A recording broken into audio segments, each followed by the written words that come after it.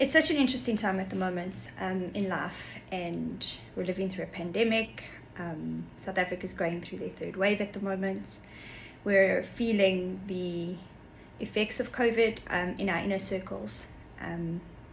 But over the last year, I've probably personally done a lot of self-reflection. Maybe it was turning 40 or the pandemic, or a combination of the two. And I've been doing a lot of reading, and I've always found answers in reading. And I've discovered this book called Untamed. You've probably seen it backwards. But I heard it on a podcast. I heard a snippet of an interview with Glennon Doyle on a podcast with Brene Brown, who's also a great, great author. And she read a snippet about a cheetah that had been bred in captivity. And I went cold. My entire body, I went cold. I went that day and bought the book.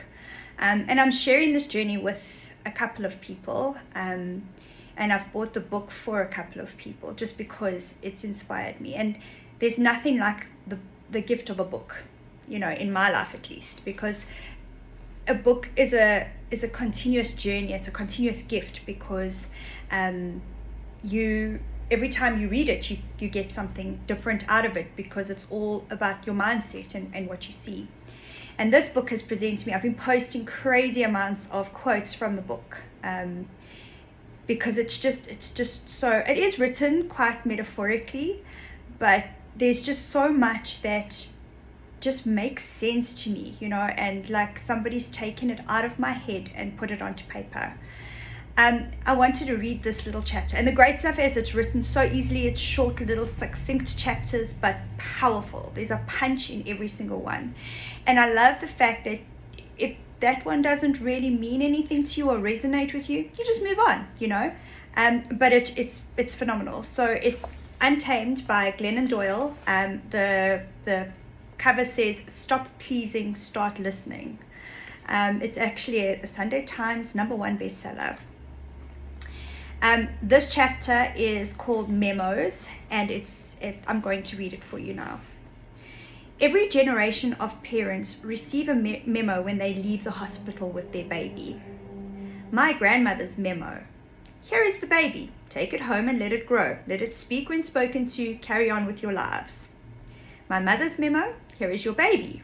Take her home and then get together each day with your friends who also have these things. Drink tab before 4 o'clock and wine coolers after. Smoke cigarettes and play cards. Lock the kids out of the house and let them in only to eat and sleep. So we all know where we fit in. Well, I know where I fit in. Lucky bastards. Our memo. Here is your baby. This is the moment you have been waiting for your entire life, when the hole in your heart is filled and you finally become complete. If, after I put this child in your arms, you sense anything other than utter fulfillment, seek counseling immediately. After you hang up with the counselor, call a tutor. Since we have been speaking for 3 minutes, your child is already behind. Have you registered her for Mandarin classes yet? I see. Poor child. Listen closely. Parent is no longer a noun. Those days are done. Parent is now a verb. Something you do ceaselessly. Think of the verb parent as synonymous with protect, shield, hover, deflect, fix, plan, and obsess. Parenting will require all of you. Please parent with your mind, your body, and your soul. Parenting is your new religion, within which you will find salvation. This child is your savior. Convert or be damned. We will wait while you cancel all your other life endeavors. Thank you. Now, the goal of parenting is never allow anything difficult to happen to your child. To that end, she must win every competition she enters. Here are your 400 participation trophies. Distribute accordingly. She must feel that everyone likes and loves her and wants to be with her at all times. She must be consistently entertained and amused. Every one of her days on earth must be like Disneyland, but better. If you go to actual Disneyland, get a fast pass because she should never be forced to wait. for anything, ever. If other kids don't want to play with her, call those kids' parents, find out why, and insist that they fix it. In public, walk in front of your child and shield her from any unhappy faces that might make her sad, and any happy faces that might make her feel left out. When she gets into trouble at school, call her teacher and explain loudly that your child does not make mistakes. Insist that the teacher apologize for her mistake. Do not ever let a drop of rain fall upon your child's fragile head. Raise this human without ever allowing her to feel a single, uncomfortable human emotion. Give her life without allowing life to happen to her. I'm going to read that again. Give her life without allowing life to happen to her. In short, your life is over, and your new existence is about ensuring that her life never begins. Godspeed. We got a terrible memo. Our terrible memo is while we feel exhausted, neurotic, and guilty. Our terrible memo is also why our kids are stuck. They do. They just suck. Because people who do not suck are people who have failed, dusted themselves off, and tried again. People who do not suck are people who have been hurt, so they have empathy for others who are hurt. People who do not suck are those who have learned from their own mistakes by dealing with the consequences. People who do not suck are people who have learned how to win with humility and how to lose with dignity. Our memo has led us to steal from our children the one thing that will allow them to become strong people: struggle. Our terrible memo is also why we stay busy with the trivial while the world our children will inherit crumbles.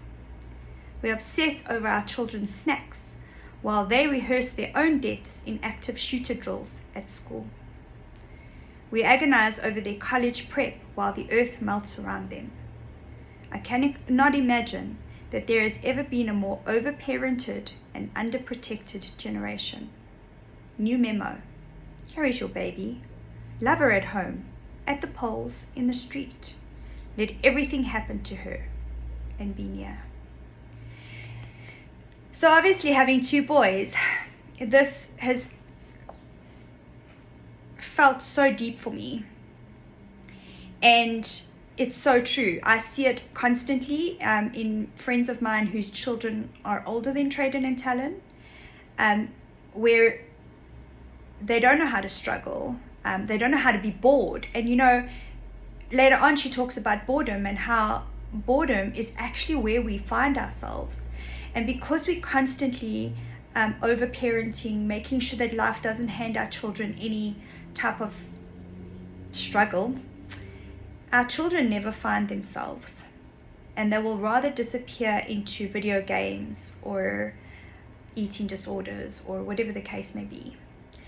So my challenge to myself is to let my children live. And if that means that their hearts are going to be broken, then I must just be there to pick up the pieces and to help them to solve their problems. I always come back to that saying that when you are done with your children, the world has to deal with them. So yeah, this is just something that I wanted to share and just allow you to be part of my journey.